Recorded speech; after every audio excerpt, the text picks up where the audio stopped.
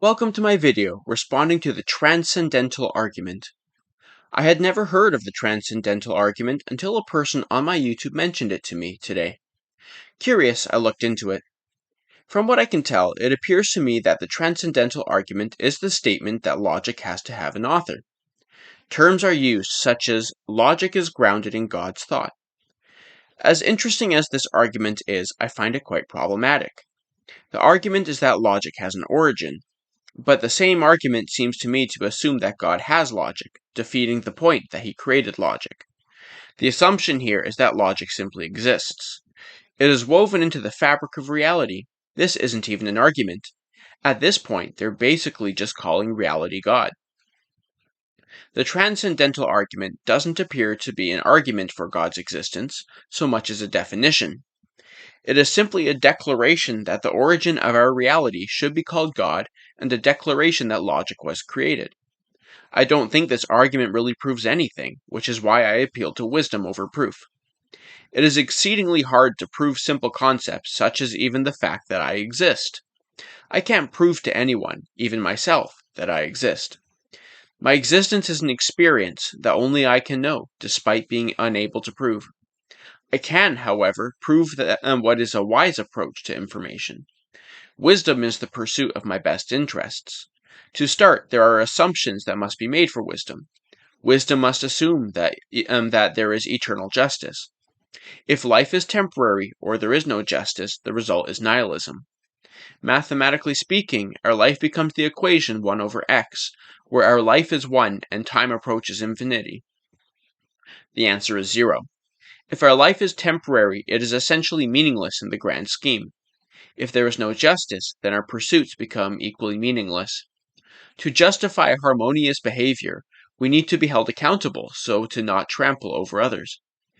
If we each pursue our benefit to the cost of others, we cause a downward spiral of the average living condition. To bring optimal living conditions, we need to assume there is eternal justice. This can be proven using logic, but logic must be assumed. Anyhow, being pointed to J. Dyer's channel about the transcendental argument, I suppose it is good to start there.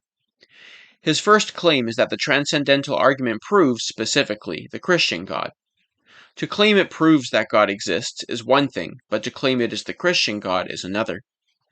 As explained before, I don't think it actually proves anything. Even if it did, however, I would like some clarification as to how it specifically points to the Christian God. He again claims that proof of Christianity is that logic and reason themselves are impossible without the Christian God. He addresses the claim that atheists are morally superior by having Christian values, yet are intellectually superior, by saying that atheists cannot give an account or justification for reason at all. I agree in this regard. Right and wrong require a belief in objectivity, yet treat right and wrong as having no objectivity. To sacrifice one for many, or everyone for yourself, or refuse any innocent sacrifices have no clear justification for which to choose. Without anyone to hold us accountable, our choices are insignificant. The other person credits his sophisticated brain for his useful abilities of evolving to his surroundings.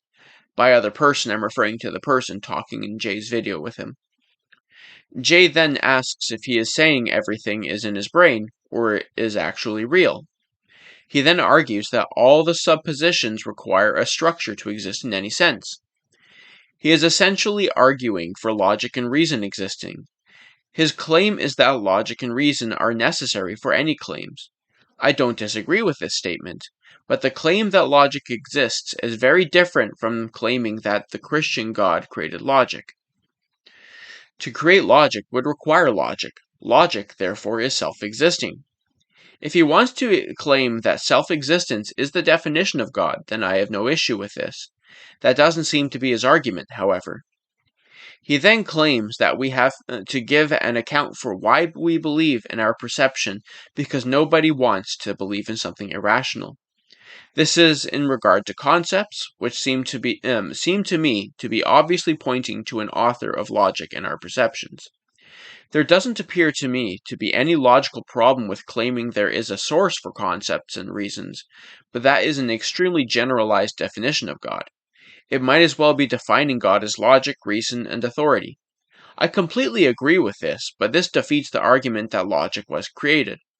Additionally, this doesn't specifically point to the Christian God.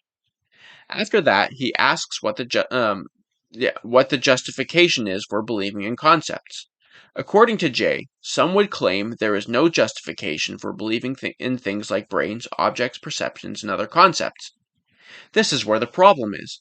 Jay points to this as an absurdity, but I'm calling him out on this. If he wants to talk about proof, then he cannot prove that our reality exists. He simply experiences it. To experience something is very different than to prove it. We use logic, but we can't even say with certainty that reality as I perceive it is reality as really is. This is an assumption we must make for the sake of wisdom. All actions and decisions made are done for a purpose. What best suits our needs? For this reason, I appeal to wisdom over proofs of philosophy. A fool can justify anything they desire under the guise of meaninglessness. A wise person discerns what is the best course of action and then does that. I don't find this argument for transcendental reasoning to be compelling, since it assumes a cause rather than proves a cause. Rather, I'd approach the subject by asking what assumptions are wise to make for the betterment of our lives, and then wisely trust that we are rewarded for our good judgment. That is a much more practical approach. When pressed on why he believes transcendental reasoning proves, specifically, the Christian God and not simply theism, Jay explains that there are certain attributes required of the Creator for our reality, such as man reasoning because he was made in the image of God and doing science because of his image of God. I don't find this to be compelling because it has a few logical issues.